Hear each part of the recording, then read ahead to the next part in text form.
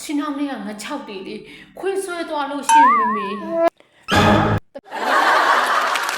သမီးရေမနက်ဆစားဆရာရှိရမြန်စားဒီနေ့မမေမွေးနေဆွန်ချိုက်ပို့ဆရာရှိသေးတယ်ဈေးလဲသွားရအောင်ပါဟုတ်ကဲ့ပါမမေရဲ့ဒါနဲ့သမီးဈေးကဘာတွေဝယ်ခဲ့ရမလဲဖုံဖုံကြီးအကြိုက်ငါ6အဆက်ချက်လေးမမေကလောင်းကျင်လို့ငါ6လေးရေခရမ်းကျင်သီးလေးရေငရုတ်သီးစိမ့်လေးရေဝယ်ခဲ့နော်သမီးဟုတ်ကဲ့ပါမမေဒါဆိုသမီးသွားတော့မယ်နော်သမီးရေနည်းနည်းလေးလေးဝယ်ခဲ့အောင်နော်ဟုတ်ပြီမမေဟုတ်ပြီ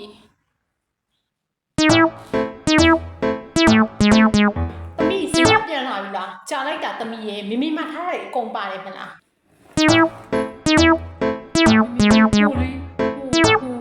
ပြောနေသမီးဘာဖြစ်နေရတော့တဟိုဟိုနဲ့မမေပြောတာတွေကိုအကုန်ဝင်လာခဲ့ပါတယ်ဒါပေမဲ့လေဟိုလေအိမ်ရောက်ခံနေမှလေတငယ်ချင်းစီကဖုံးလာတာနဲ့ဈေးချင်းနှောင်းချပြီးတငယ်ချင်းနဲ့ဖုံးပြောကောင်းနေလိုက်တာအဲ့ဒါချင်းနှောင်းလေးကငါ6တီလေခွေးဆွဲသွားလို့ရှိမမေညီကငါပြောပါလေအေးလုံလိုက်ရင်ဖုံးကြီးတကားကားနဲ့မျက်စိကိုနှောက်နေတာပဲအရာရာနဲ့အကြောင်းတောင်ကြည့်တယ်မမေသမီးဒါဆိုဈေးတစ်ခေါက်ပြန်သွားလိုက်ရမလားခုမှဈေးပြန်သွားနေလို့လေဖုံးကြီးကစွန်းမိတော့မှမဟုတ်ဘူးဟဲ့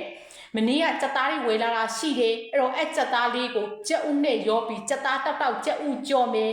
ပြီးရင်မှုန်ကြီးစော်လေးချက်မယ်အချိုပွဲအတွက်ကလေညီအမမန္တလေးကပိုးလိုက်တဲ့ပဲမြင့်လေးကိုလေပြပြလေးတွေလှုပ်ပြီးတော့လေစီစမ်းနှံ့ပြူလေးနဲ့လောင်လိုက်တော့မယ်ဟေးရော့ညီပဲမြန်ချက်လိုက်တော့ဟေးလှုပ်လိုက်ရင်ဒီကောင်မလေးနမဲ့ကြည့်တယ်ကျစင်ကောကြက်ဥကြော်ဖို့အတွက်ရေစီးပြီးသားကြက်သားတွေကိုပပလေးနဲ့လှိပြီးတော့နှုံတောက်နေအောင်ဆင်ထားပေးပါမယ်ရှင်ကျက်တော်နီလေးတွေကိုလည်းပပလေးစိတ်ထိုးပြီးပပလေးလှိပြီးနှုံနေအောင်ပြန်ဆင်းပေးထားပါမယ်ရှင်ကျက်တော်ပြူလေးတွေကိုလည်းနှုံနဲ့နေအောင်ပြန်ဆင်းထားပေးပါမယ်ရှင်ပြီးတော့ကျက်ဥလေးနှလုံးကိုခလောက်အကျက်ဥတွေကိုကြက်သားမှုတ်စားငရုတ်ကောင်းမှုတ်ပြောင်းကုန်မှုတ်လေးထည့်ကျမရဲ့3မျိုးဆက်စော်လေးလည်းထည့်ပြီးတော့5မျိုးဆက်မဆလာလေးအုံနာမွေပြီးသွားရင်ဖြင့်ကြက်စင်ကောကြက်ဥကြော်ဖို့အတွက်အစင်စစ်ဖြစ်နေပါရှင်စီပူလာပြီဆိုရင်ကြက်သွန်နီလေးတွေထည့်ထားပါမယ်ကြက်သွန်နီနွမ်းလာရင်ကြက်သွန်မျိုးလေးတွေထည့်ထားပါမယ်အဲ့ဒါလေးမှုေးလာပြီဆိုရင်ခရမ်းညင်သီးထည့်ခရမ်းညင်သီးလေးနူးလာပြီဆိုကြက်သားတောက်စင်စားတာလေးထည့်အရသာတွေစားကြက်သားမုတ်လေးထည့်ကြက်သားလေးတွေ